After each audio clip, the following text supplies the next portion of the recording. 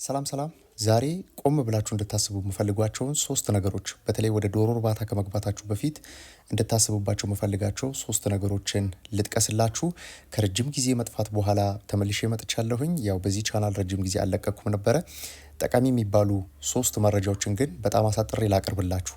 በተለይም ደግሞ ዛሬ ወደ ዶሮ እርባታ ከመግባታችሁ በፊት እንድትጠነቀቁባቸው የምፈልግባቸው ሶስት ነገሮችን ጠቅስላችኋለሁኝ። በጣም ወሳኝ የሚባሉ ናቸው። ነገር ግን ሰዎች በደንብ መረጃ ሲሰጡባቸው ስላልተመለከትኳቸው ምናልባት ቢደርሳችሁ በሚል ዛሬ ይህንን መረጃ አካፍላችኋለሁኝ። የመጀመሪያው ጉዳይ ሶስቱንም ላንሳላችሁ። የመጀመሪያው ጉዳይ ስለ ባለሙያ ጉዳይ እንመለከታለን። ወይም ደግሞ ሰራተኛ፣ ተንከባካቢ፣ ዶሮዎቹ ሊንከባከብ የሚችል ስንት ሰው ያስፈልጋል፣ ብዛታቸው፣ የእውቀት ደረጃቸው የሚለውን ወንድ ሴት እንመርጣለን። ከዚህ በተጨማሪ ደግሞ የእርባታችሁ ውሎ ምን ይመስላል? ለምሳሌ በየትኛው ጊዜ ላይ ብንገኝ እርባታውን በደንብ ጠንቅቆ ለመረዳት ችግሮችን ለይቶ ለማወቅ መፍትሄ ለመስጠት የትኛው ጊዜ ይመቸናል የሚለውንም እርባታችን ላይ ስንውል ምን አይነት ነገሮች መስራት እንዳለብንም እነግራችኋለሁ። ሌላው ደግሞ ከዲሲፕሊን ጋር ተያይዞ ወይም ደግሞ ይሄ የሆነ ኮንሲስታንት የሆነ ስራ ለመስራት ወይም ደግሞ የሆነ የአጭር ጊዜ በዚህ በሞራል ተነሳስተን የምንሰራው ስራ ሳይሆን ምን ያክል ጊዜ ቀጣይነት ባለው መልኩ ዶሮዎቻችንን እንይዛቸዋለን፣ ምን ያክል ጊዜ እናስፈልጋለን፣ ዶሮ እርባታ ከኛ ምን ይፈልጋል የሚለውን ሰፋ አድርጌ አነሳላችኋለሁ ማለት ነው። በነገራችን ላይ ይሄ ከጉዳቱንም ጭምር ነው የምጠቅስላችሁ። ምን ያክል ልትጎዱ እንደምትችሉ ይሄን ነገር ባለማድረጋችሁም ጎን ለጎን እጠቅስላችኋለሁ። አብራችሁን ከቆያችሁ ጥሩ መረጃ ትካፈላላችሁ። ወደ መጀመሪያው ሀሳብ ልግባላችሁ። የመጀመሪያው ሀሳብ ምንድነው? ከሰራተኛ ጋር ተያይዞ ወይም ደግሞ ዶሮዎቹ ሊንከባከቡልን የሚችሉ ሰራተኞች።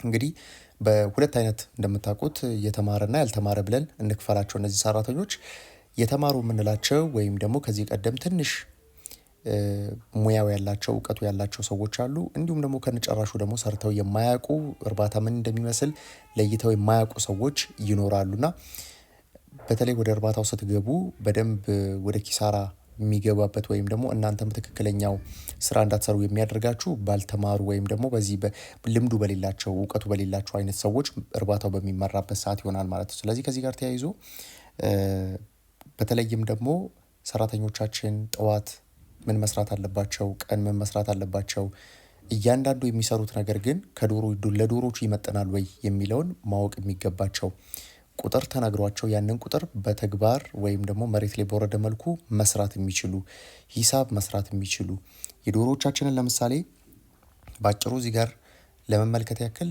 ጠዋት አርቢው ወይም ደግሞ ተንከባካቢው እዛ ጋር እየተቀጠረው ሰራተኛ ምን ማድረግ አለበት የሚለው ነገርም ማየት ያስፈልጋል። በደንብ ትኩረት መሰጠት ያለበት በዶሮ እርባታ ላይ ጠዋት ብዙ የሚሰሩ ስራዎች አሉ። ብዙ ነገሮችን ለይታችሁ ማውጣት ትችላላችሁ። ችግርም ቢኖር ከዚህ ማስተካከል የምትፈልጓቸውም ነገሮች ቢኖሩ ቀድማችሁ ማወቅ ወይም ደግሞ መገመት የምትችሉ ጠዋት ነው።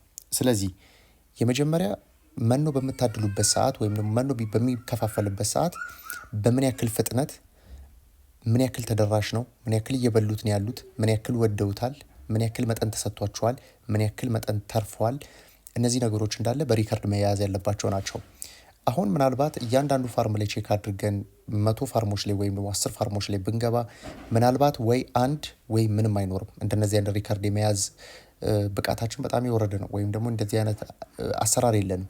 ስለዚህ መሆን የነበረበት ወይም ደግሞ በደንብ እርባታው ያለበትን ስታተስ ለማወቅ ግን በደንብ የሚረዳን ጉዳይ የሪከርድ ጉዳይ ነው። ስለዚህ ሰራተኞቻችን ምንድን ነው የሚያደርጉት? ምናልባት የቁጥር አያያዝ ላይ ደካማ ቢሆኑ እንኳን ለእናንተ በትክክል ማሳወቅ የሚችሉ ነገሩን በደንብ የተረዱት መሆን አለበት እንጂ ዶሮዎች መብላት አለባቸው ተብሎ ወይ አንድ ኩንታል ገብቶ ግማሹን በልተው ግማሹ አስተርፈው ግማሹ ጠዋት አድሮ ሻክቶ መልሰው በልተው መልሰው ለበሽታ ተዳርገው ይሆንና እርባታውን ትንሽ እንዲንኮታኮት ወይም ደግሞ ችግር እንዲበዛ ያደርጋል ማለት ነው። ስለዚህ ከዚህ ጋር ተያይዞ አሁን ያነሳውላችሁ ስለመኖ ጉዳይ ብቻ ነው። የውሃ አሰጣጣቸውስ ምን ይመስላል? አሁን በተለምዶ ስንመለከተው በዘልማድ ወይም ደግሞ በዘፈቀደ ነው የሚሰራው። በዘፈቀደ እንበለው፣ በዘፈቀደ ወይም ደግሞ ሰራተኛው ሲመቸው ያስገባል፣ ከደከመው ደግሞ ላያስገባ ይችላል። ወይም ደግሞ በበቂ መጠን ላይ ያስገባ ይችላል። ወይም ደግሞ በጣም በሞራል ተነሳስቶ እጥፍ ድርብ አድርጎ ሊያስገባ ይችላል። 3-4 እጥፍ አድርጎ ሊያስገባ ይችላል። ምናልባት ዶሮቹ ከሚበሉት ምን ያክል እጥፍ ነው የሚያስፈልጋቸው? የዶሮቹ ዝርያ የዶሮቹ እድሜ ወሳኝነት አለው። ነገር ግን ደግሞ በሞራል ተነሳስቶ ወይም ደግሞ ለስራው አዲስ መሆኑ ብዙ ውሃ በአንድ ጊዜ አስገብቶ እርባታውን ከጥቅም ውጭ ሊያደርገው የሚችልበት ሁኔታ አለ። ከዚህም አንጻር ማየት ያስፈልጋል። ከእንቁላል አሰባሰብ አንጻርም ስንመለከተው እንቁላል መቼ መቼ ቢሰበሰብ በጣም ጥሩ ነው? የብዛቱስ መጠን፣ የጥራቱስ መጠን፣ ዶሮቹ ያጣጣል ሁኔታቸው እንዴት ነው? ምን አይነት እንቁላል እየተገኘ ነው ያለው? አንድ የራሱ የሆነ ሪከርድ መያዣ ፎርማት አለው። እንቁላልን በተመለከተ ሪከርድ የሚደረግበት እንቁላል ማለት የብዙ ነገሮች ገላጭ ስለሆነ ማለት ነው። በተለይም የዶሮች ኩስና እንቁላል ብዙ ነገሮችን ዶሮቹ ከሚነግሯችሁ ዶሮቹ ላይ ከምታዩቸው ነገሮች በተጨማሪ እንደ ዋነኛ ግብአት የምትጠቀሙባቸው የዶሮቻችንን እንቁላልና ከዚህ በተጨማሪ ደግሞ የዶሮቻችንን በሚጥሉት ኩስ ውስጥ የምናያቸው ነገሮች ናቸው። ስለዚህ እነዚህ ነገሮች ከግምት ውስጥ ማስገባት ያስፈልጋል። ከዶሮቻችን ወረርሽኝ በሚገባበት ሰዓት እርባታውን በፍጥነት ሊያድኑ የሚችሉት ወይም ደግሞ ሊታደጉት የሚችሉት ሰራተኞቻችን ናቸው። ምናልባት 2 እና 3 ዶሮ የሞተ እያወጡ ሳይናገሩ ምናልባት ሳምንታትን አስቆጠረው ሊሆን ይችላል። ወረርሽኙ በገባበት ሰዓት ወዲያው በአንድ ቀን ልዩነት ወይ በሰዓታት ልዩነት ውስጥ እርባታውን ከጥቅም ውጭ ሊያደርግ ይችላል ማለት ነው። ስለዚህ ከዚህ ጋር ተያይዞ ሰራተኞቻችን ናቸው ቀድመው የሆነ ምልክት የሚነግሩን፣ መከላከል የሚችሉት እነሱ ናቸው፣ ኢንፎርሜሽን መስጠት የሚችሉት እነሱ ናቸው። ስለዚህ እነዚህ ጉዳዮች ከግምት ውስጥ መግባት ይጠበቅባቸዋል ማለት ነው። ይሄ የጠዋቱን ነገር ብቻ ነው ያነሳውላችሁ። ከሰዓት እንደዛው ከውሃ መልሶ መሙላት፣ ምግብ ጋር እንቁላል መልሶ መሰብሰብ፣ ዶሮዎችን መገምገም፣ ባህሪያቸውን ማየት፣ ብዙ ነገሮች እናያለን።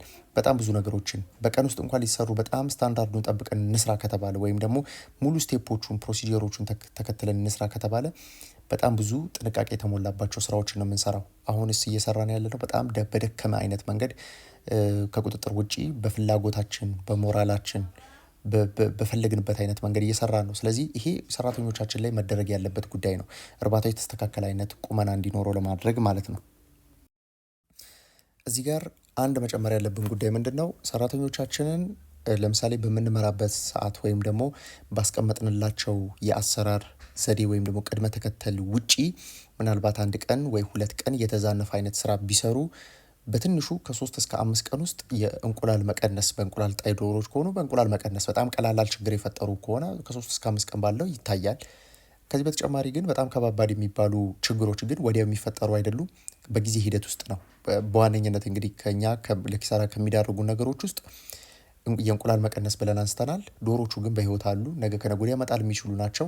ነገር ግን እነሱን ባጣንበት ሰዓት ነው በጣም ከፍተኛ የሆነ ኪሳራ የሚገጥመን። በተለይ ወጣት ዶሮች ከሆኑ ፒክ ፕሮዳክሽናቸው ወይ ፒክ ሲዝናቸውን ያልጨረሱ ዶሮች ከሆኑ ከፍተኛ የሆነ ውድመት ይደርሳል ማለት ነው። ስለዚህ እነዚህ በጣም ከባባድ ችግሮች ቀስ ብሎ የሚመጡ በጣም ስር ሰደዱ በኋላ ልንቆጣጠራቸው በማንችላቸው አይነት መንገድ ግልጽ ይሆናሉ።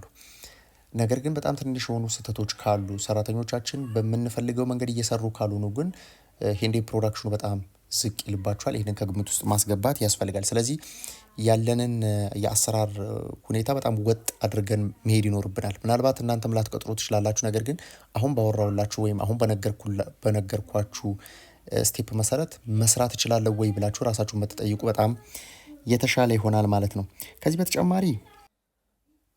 በተጨማሪ ደግሞ ማየት የሚኖርብን ጉዳይ ምንድን ነው? ይሄ ደስ ሲላችሁ የምትሰሩት ወይም ደግሞ ሲደብራችሁ እየቀራችሁ የምትሰሩት አይነት ስራ አይደለም።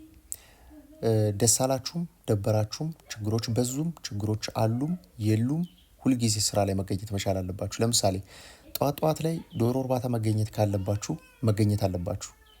ማደር ካለባችሁ ማደር ይኖርባችኋል። መዋልና ማየት ካለባችሁ ሳምንታትን ወራትን ቆይታችሁ መገምገም ካለባችሁ በዛው ልክ ችግር ተፈጠረ ማለት ያንን ችግር ለመፍታት በትንሹ 15 ቀናት ይፈልጋል። እርባታ ላይ በዋነኝነት ለምሳሌ እርባታው ላይ በሽታ ተፈጠረ እንበል ወይም ደግሞ የፕሮዳክሽን መቀነስ እነዚህ ጉዳዮች እንዳለ ግፋ ቢል በጣም በትንሹ እንደው ካነሳ ነው ለውጥ እንኳን ማየት የምንጀምረው 1 ሳምንት ነው። ስለዚህ 1 ሳምንት ውስጥ እየተከታተላችሁ መድኃኒቶቻቸውን እየሰጣችሁ በሚፈቀደው ዶዝ መሰረት ተከታተላችሁ በተለይ ከበሽታ ጋር ተያይዞ ከባዮ ሴኩሪቲ ከንጽህና ጋር ተያይዞ እነዚህ ሁሉ ካልታዩ ለውጥ አዛችሁ ብቻ ወደ ቤታችሁ የምትሄዱ ከሆነ ወይም ደግሞ በስልክ የምትናገሩ ከሆነ ወይ በሰው የምታስልኩ ከሆነ ስራው ተሰራ አይባልም። ስለዚህ ከዚህ ጋር ተያይዞ ሲመቻችሁ የምትሰሩት ብቻ አይደለም። ያ ማለት ወጥራችሁ የምትሰሩት ወይም ደግሞ እንደ ስራ አስባችሁበት ሰራተኛ ኖረም አልኖረም ባለቤቱ ግዴታ እዛ ተገኝቶ ያሉትን ነገሮች እያየ እየገመገመ መስራት ይኖርበታል ማለት ነው። ካልሆነ ግን ምናልባት አብዛኞቹ አርቢዎች እንደሚወጡት በዛው ልክ ወጥታችሁ ስለ ዶሮ እርባታ ደግሞ በጣም መጥፎ ነገሮችን ለሰዎች መናገር ትጀምራላችሁ፣ ልክ እንደ ሌሎቹ ማለት ነው። እንደው በጣም ጎበዝ ዶሮ አርቢዎች ከሆናችሁ ብከስሩ እንኳን የከሰራችሁበትን ትክክለኛ የሆነች ፖይንት መያዝ ወይም ደግሞ ትክክለኛ የሆነ ምክንያቱን እና ያደረጋችሁትን ትግል ወይም ደግሞ የሄዳችሁበትን አይነት መንገድ ማወቅ ይጠበቅባችኋል ማለት ነው። ካልሆነ ግን ዶሮ እርባታ አክሳሪ ነው፣ ብዙ የሚያዋጣ አይደለም፣ ብዙዎች ብለውታል። ነገር ግን አሁንም አለ፣ ወደፊትም ይኖራል እንደ ቢዝነስ ስለሚታይ ማለት ነው። ስለዚህ በዋናነት ምን ያክል ተሳትፎ አለኝ እርባታው ላይ የሚለውን ብትገነዘቡ በጣም የተሻለ ነው። ሰላም።